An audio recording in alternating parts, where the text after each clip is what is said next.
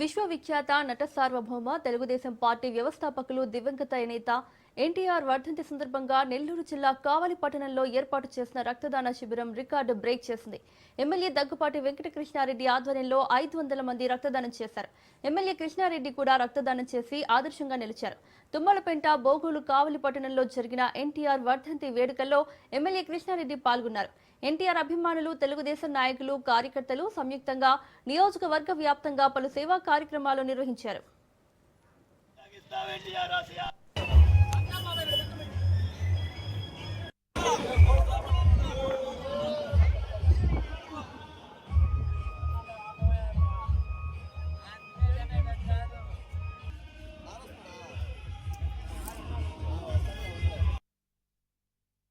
తెలుగు భాషన్నా తెలుగు వాళ్ళన్నా ఒక రకమైనటువంటి చిన్న చూపు చూస్తున్నటువంటి రోజులలో ఒకప్పుడు మన మద్రాసు రాష్ట్రంలో ఉంటే వాళ్ళు తరివేస్తే పొట్టి శ్రీరాములు గారు పోరాటం చేస్తే తెలుగు రాష్ట్రంగా ఏర్పడింది మన తెలుగుదేశం రాష్ట్రం.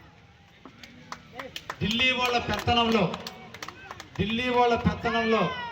ఎప్పుడు వాళ్ళు కించపరిస్తే అప్పుడు, ఎప్పుడు ఇబ్బంది పెడితే అప్పుడు వాళ్ళ కాళ్ళ కింద చెప్పుల్లాగా నలుగుతున్నటువంటి రోజుల్లో తెలుగువాడి ఖ్యాతిని, తెలుగువాడి వేడిని, తెలుగు భాష యొక్క ఔన్నత్యాన్ని, తెలుగు జాతి యొక్క గౌరవాన్ని పెంచడానికి పునికి పుచ్చుకున్నటువంటి కలియుగ ఆంధ్ర దైవం ఉన్నారంటే అది ఎన్టీ రామారావు గారు.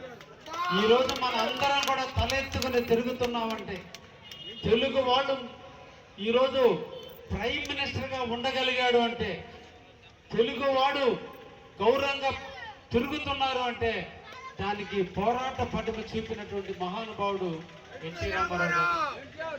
తనకి సినిమాల్లో మంచి స్థాయిలో ఉన్న రోజుల్లో ఇది కాదు, ఆంధ్రప్రదేశ్ ప్రజలు నన్ను ఒక రాముడుగా, ఒక కృష్ణుడుగా, ఒక భీముడుగా, ఒక అర్జునుడిగా, ఒక వెంకటేశ్వర స్వామిగా చూస్తున్నారు.